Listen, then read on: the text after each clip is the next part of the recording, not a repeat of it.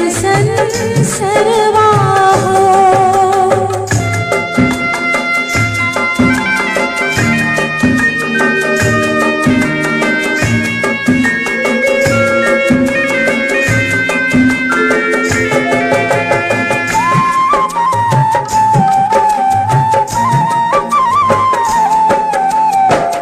आज के दिन माना जाने कहला काहे मनवा हो।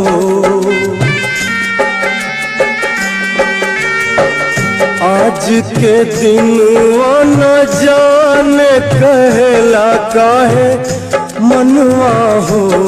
अपना गोदिया में लेके खिलाई हम आपन ललनवा हो। अपना गोदिया में लेके खिलाई हम आपन ललनवा हो।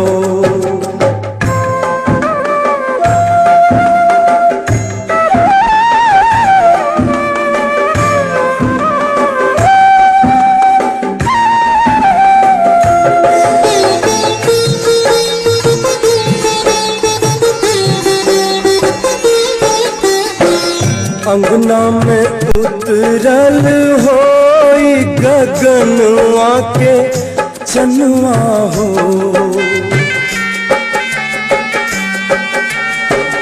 अंगना में उतरल होई गगनवा के चनवा हो।